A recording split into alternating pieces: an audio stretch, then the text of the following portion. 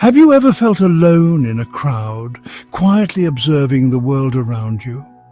This is the realm of the deep thinker, absorbing every detail, noticing the unspoken, and piecing together the hidden stories of others. Beneath a calm surface, your mind is alive, building a mosaic of humanity in silence. This video may explain why and what Carl Jung believed you should do about it. Deep thinkers see into the hearts of others, offering empathy and understanding. Yet, their gift often leaves them feeling unseen and misunderstood, a quiet ache, longing to be met at the same depth. Fluent in the language of the soul, they translate their world for others, but rarely feel truly known in return. For the deep thinker, solitude is not a punishment. It is a necessity, a sanctuary where their rich inner world is cultivated and understood. In this quiet space, they explore memories, ideas, and feelings, mapping the landscape of their mind. Their solitude is not a void, but a world unto itself, where they are finally and completely seen and understood. Carl Jung offered us a map, not of distant lands, but of the human psyche. Our conscious self is just a tiny island in a vast ocean, the unconscious mind. This hidden realm shapes our moods, dreams, and passions. Jung believed the journey inward is the most important journey of all, a quest to discover the soul. Imagine your conscious mind as a single lit room in a vast, ancient mansion. The rest is darkness, locked doors, shadowy corridors, and forgotten rooms. This is Jung's vision. The unconscious is alive, filled with memories, symbols, and hidden energies. Deep thinkers are drawn to explore these shadows, seeking self-knowledge beyond the light. By facing the darkness, we bring more of ourselves into the light and become more whole. Jung called the journey of self-exploration individuation.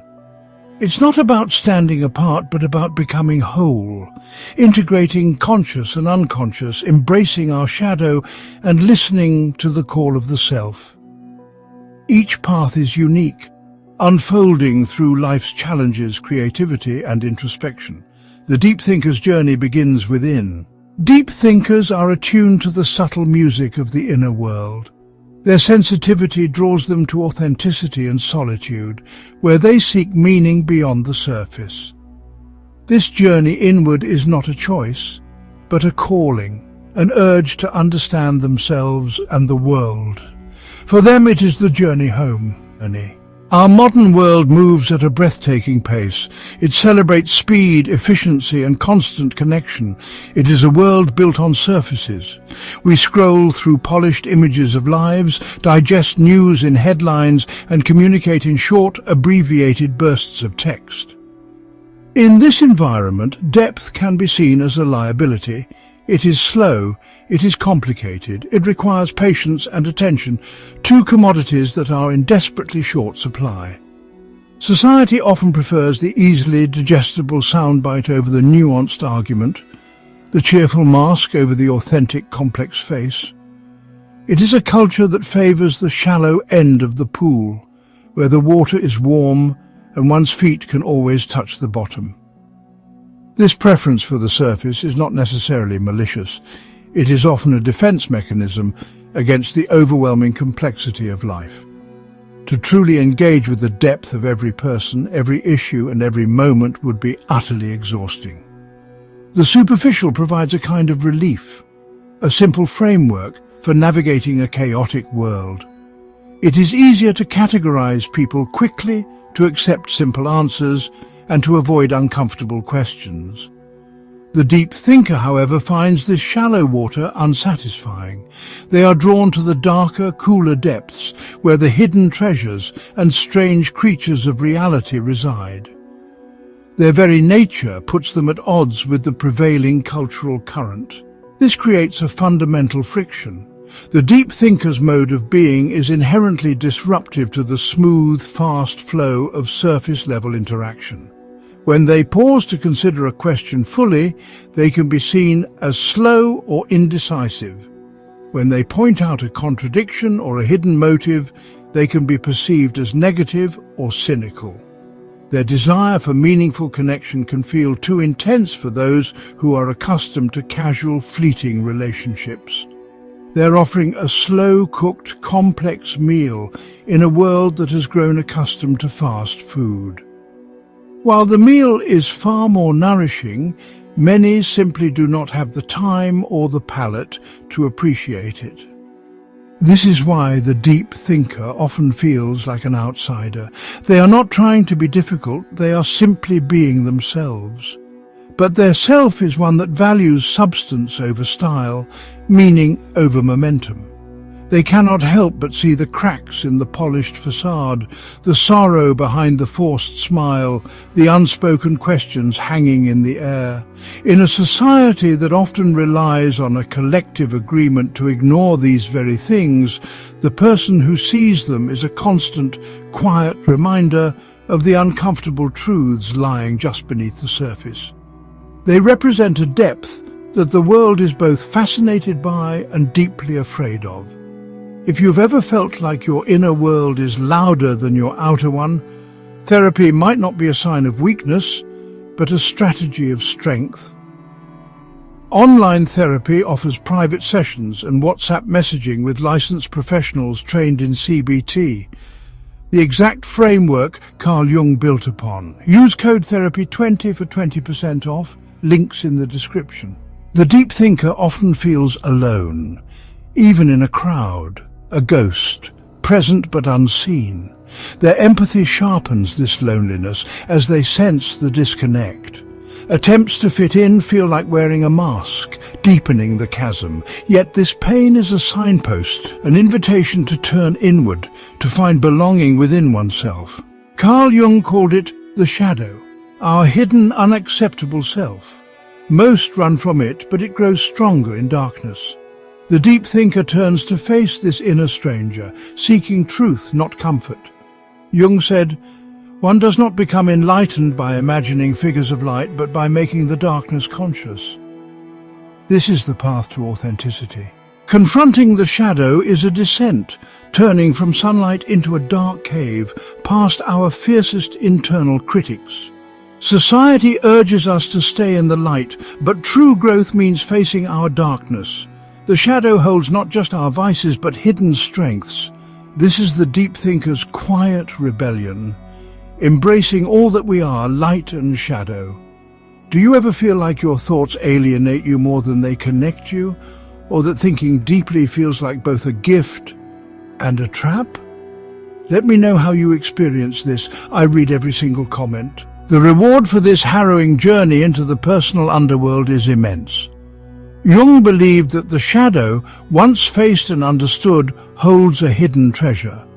He called this reclaiming the shadow's gold. When we integrate a piece of our shadow, we are not just accepting a flaw, we are reclaiming a lost piece of our power and vitality. The energy that was once used to repress and deny that part of ourselves is now liberated and available for conscious use. It is, you could say, like finding a lost key that unlocks a new room in the mansion of our psyche, a room filled with forgotten strengths and possibilities. By embracing your repressed anger, you may discover the assertive energy needed to protect your boundaries and pursue your goals without apology. By acknowledging your envy, you might uncover a deep, unmet desire that can become a powerful source of motivation for your own life. By accepting your fear, you can cultivate true courage, which is not the absence of fear, but the ability to act in spite of it. The shadow contains the raw, earthy, instinctual power that is often missing from a life that is too civilized, too controlled, and too polite. Integrating it makes a person more grounded, more passionate, and more fully alive. This process also leads to profound compassion.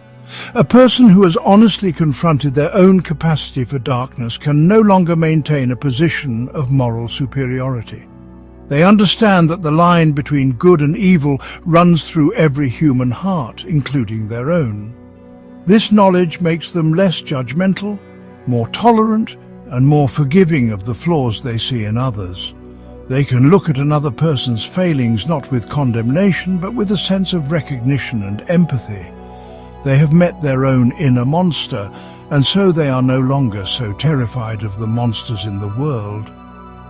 This is, in truth, the foundation of true wisdom.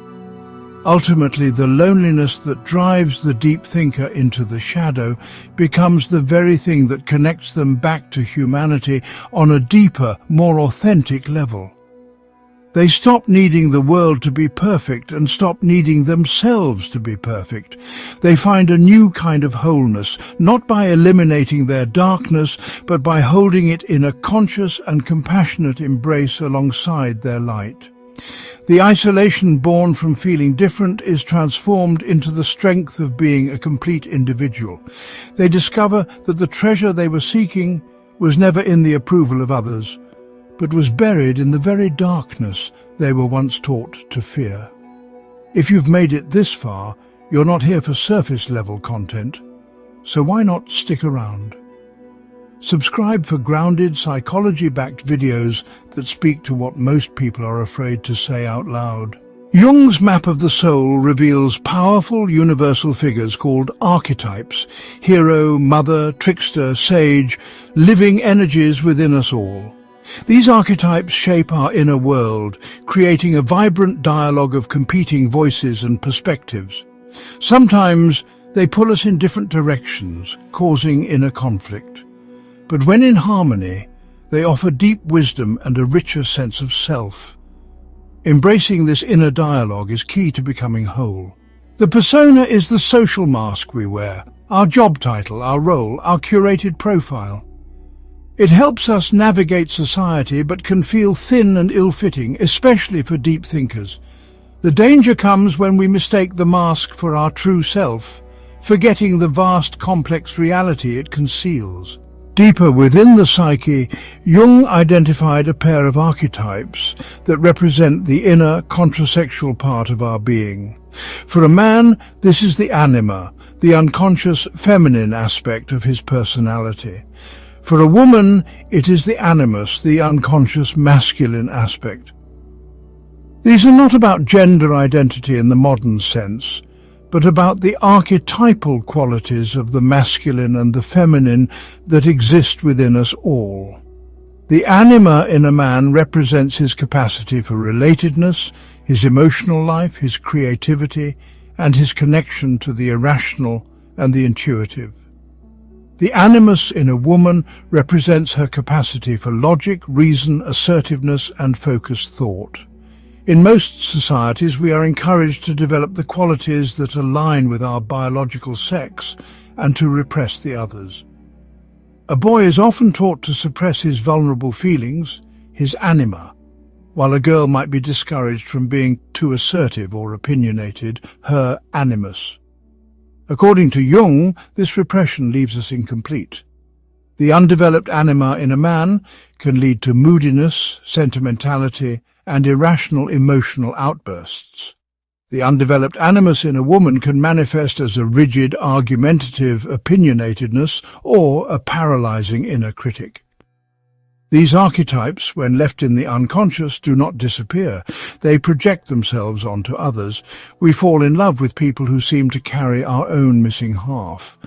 The journey of individuation requires us to build a conscious relationship with this inner counterpart. For a man, this means turning inward to engage with his anima. It means learning to value his feelings, to listen to his intuition, and to cultivate his capacity for empathy and connection. For a woman, it involves integrating her animus by developing her inner strength, owning her thoughts and opinions, and learning to use her focused intellect in a creative way. This is not about becoming androgynous, but about becoming whole. It's about having access to the full spectrum of human qualities, regardless of one's gender. The deep thinker is often naturally engaged in this work. Their sensitivity and emotional depth can be seen as an early connection to the anima in men. Their intellectual curiosity and love of ideas can be a manifestation of the animus in women. Their inner world is a space where these energies can be explored without the constraints of rigid social roles. Through their dreams, their creative expressions, and their introspective dialogues, They are often in conversation with this soul figure. This inner relationship is a source of immense creativity and wisdom. It is the sacred inner marriage that ultimately leads to a more balanced, complete, and authentic self. As we journey deeper into the psyche, we may encounter archetypes of profound wisdom and guidance. Two of the most significant are the wise old man and the great mother. These are not literal figures, but personifications of the archetypal principles of meaning and nurturance. The wise old man, also known as the sage or the senex, represents the power of wisdom, reflection, insight, and spiritual truth. He is the inner guru, the Merlin or Obi-Wan Kenobi of the soul, who appears in moments of confusion or crisis to offer a higher perspective and point the way forward. He speaks in symbols, riddles, and profound truths.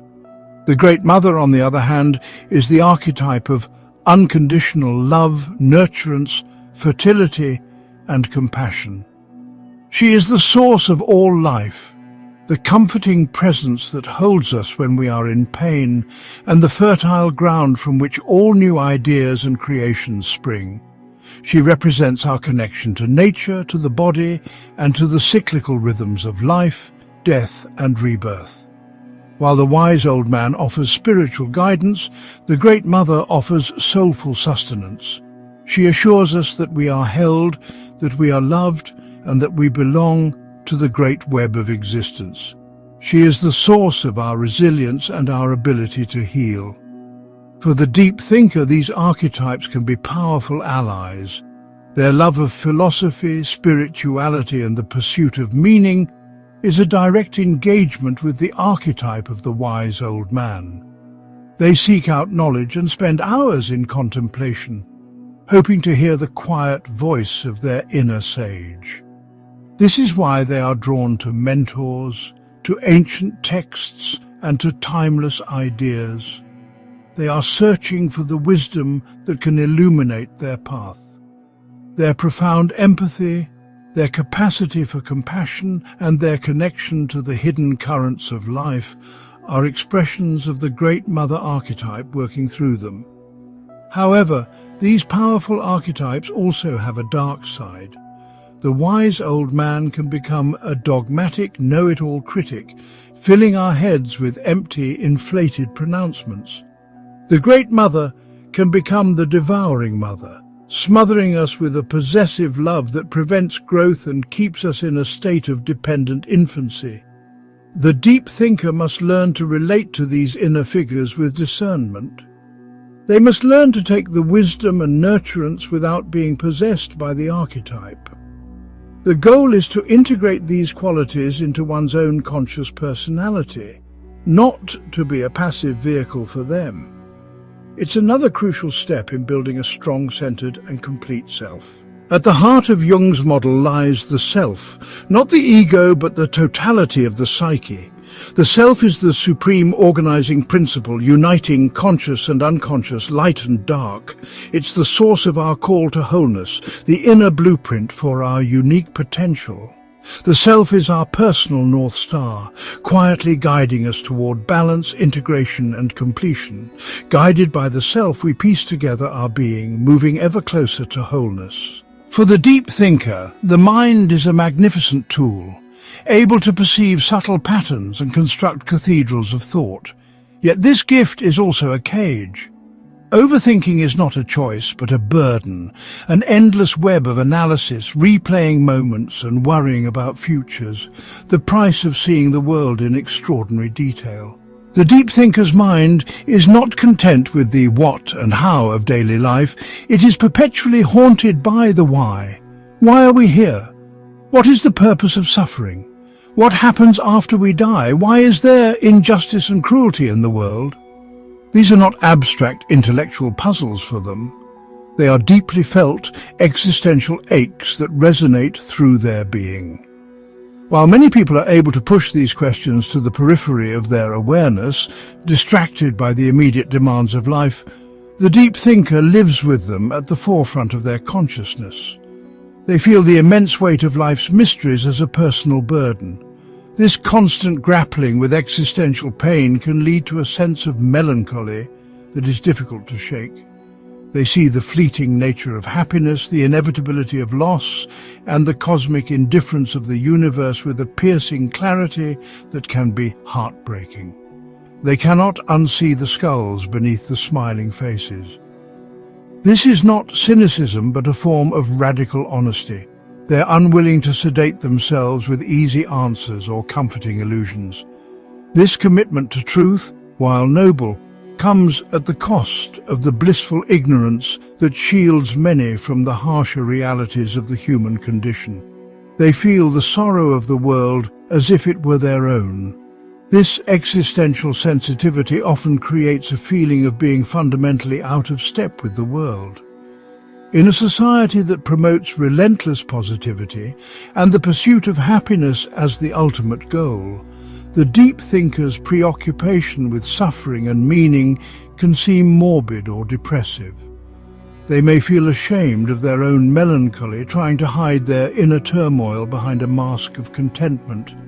They long for conversations about the deep, difficult truths of life, but find that most people are unwilling or unable to go there with them. This leaves them feeling profoundly alone with their biggest questions, adrift on a vast and silent existential ocean. This is the curse of depth, to be acutely aware of the wound of existence.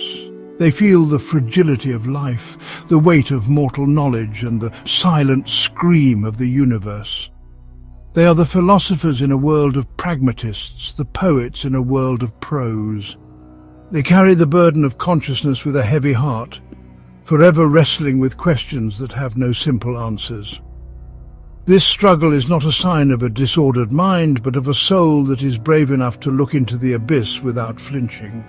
It is a painful but sacred part of their journey. Within the curse lies a gift. The deep thinker's pain is also the source of clarity, compassion, and meaning. Their clarity becomes a beacon for others lost in the fog. Their wounds make them deeply compassionate and gifted healers, and in their search for meaning they find beauty, connection, and purpose.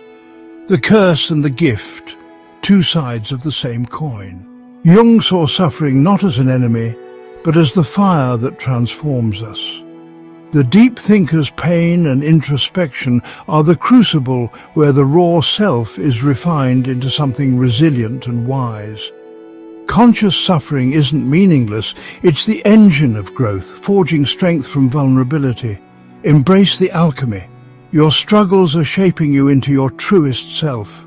The deep thinker's challenge is to balance the gift and the curse, not to escape either. Ground yourself, walk, breathe, create, so your depth becomes a source of strength, not overwhelm. Protect your energy, honor your need for solitude, and build boundaries that let you thrive. Integration is the goal. Live the question and find peace in the dance between light and shadow. If you feel isolated by your depth, know this: you are not alone. Across the world, others share your longing for meaning and your struggle with loneliness. You belong to a quiet tribe of deep thinkers, each walking a similar path. Your sensitivity is not a flaw, it's the mark of a soul awake to life's mystery. Your depth is not a weakness, but a subtle superpower. It anchors you in truth, shields you from illusion, and lets you offer real empathy to others. In a world of noise, your insight and compassion are radical acts of strength. Own your depth. It's the source of your greatest gifts. True courage is facing your own soul, not just the world outside. To know your shadow, question your beliefs, and accept your flaws is the hero's journey within. This path demands honesty and responsibility, but it leads to authentic, purposeful living. Daring to know and love yourself is the foundation of a meaningful life. There's no final answer, only the ongoing mystery of becoming. Cherish your solitude, honor your dreams, and trust the process of your own unfolding. Let the questions guide you, not the need for resolution. The world needs your depth. Continue the journey, for the greatest adventure is within. If this video helped you see your mind differently, share it with someone else who thinks deeply but quietly. Hit like, drop your thoughts in the comments, and subscribe. And remember, if therapy's on your mind, the link's in the description. Code Therapy 20 for 20% off.